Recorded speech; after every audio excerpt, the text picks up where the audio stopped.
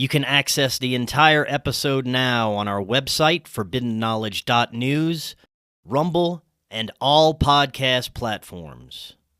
Let's start with some of the things you can't really go into too much detail about.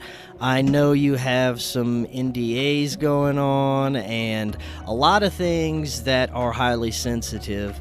But if you could, I know there's some things you can allude to. So tell us what you can about some of the more top secretive experiments going on there.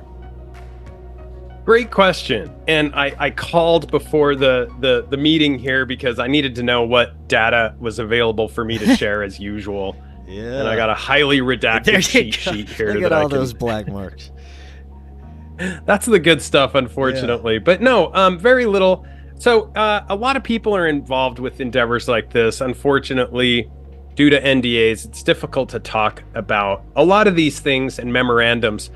But where it comes to UAP case studies and the equipment that a lot of intelligence corporations, advanced working groups, and others are trying to not only establish, document, but put into work, both military and private contexts. There's a lot of case studies involving UAP tracking, the science behind managing signatures of what these objects are. They're definitely unidentified.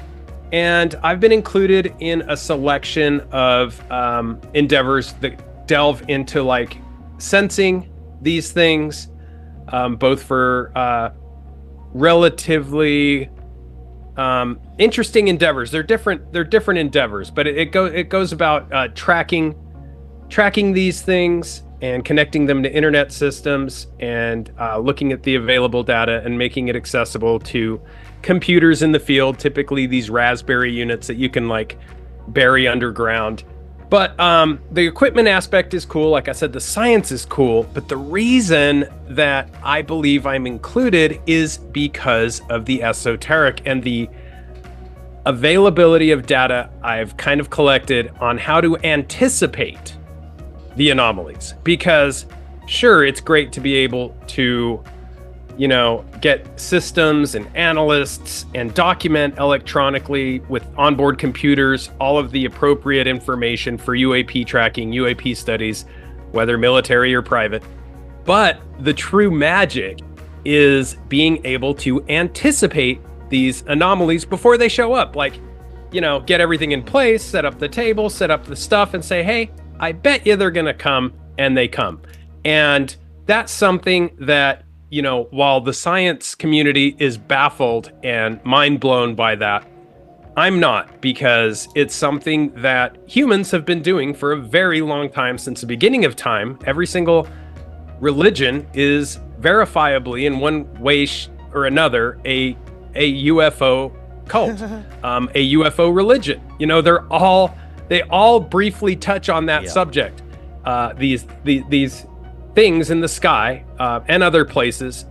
And yeah, I guess my bread and butter has been anticipating the anomalies, knowing when it's going to happen, and dictating that to others. Would you be able to elaborate at all about how you're anticipating these? Any indicators that might pop up here and there? Oh, 100%. It's not rocket science, and I always use that because it's kind of funny. And because a lot of the people that are interested in it are rocket scientists, and they're kind of offended by that. But it really isn't rocket science. It's literally just, things that have been set along the wayside in recent history. Usually I'll go about it like this. I'll look for any specific dates that have symbolism with occult mystery religions, occult mystery schools, things like Walpurgis Night. The hour specifically of Walpurgis Night, as an example, is when the quote unquote aliens landed in the backyard of the family in Las Vegas.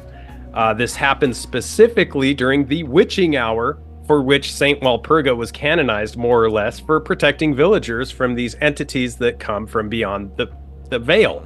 And the same is true. We all know the typical suspects, like, there's All Hallows Eve, there's the solstice markers.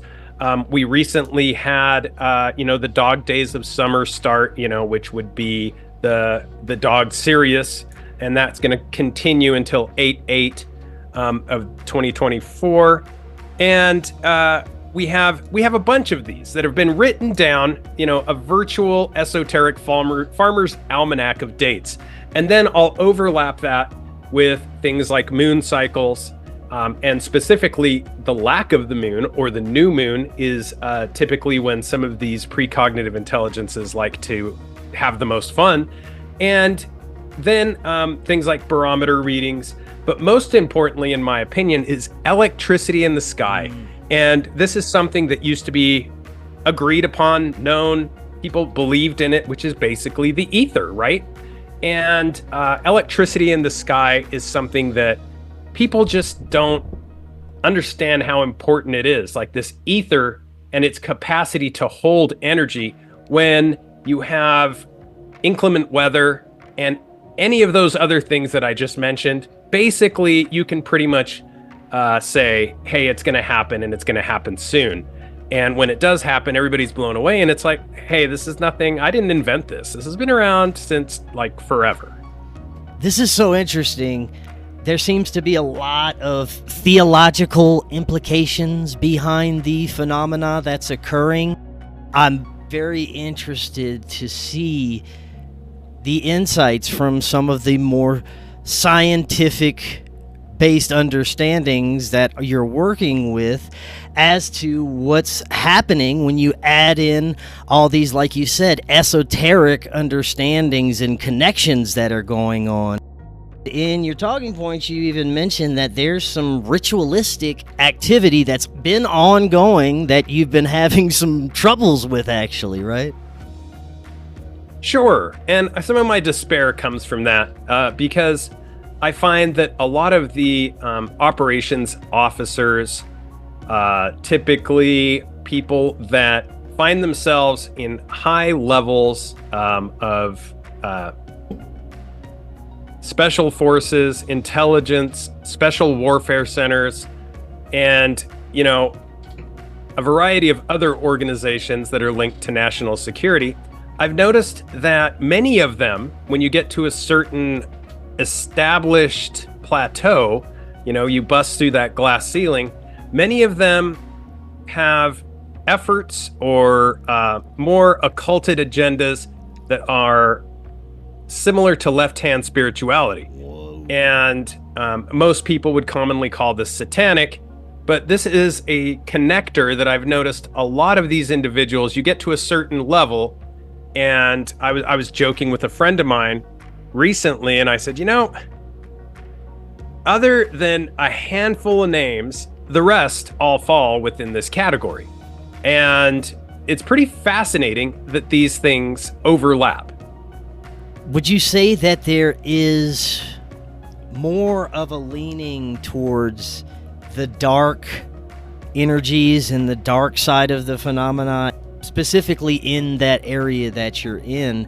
Or is it a duality where you can experience light or dark, benevolent energies or malevolent? What do you think?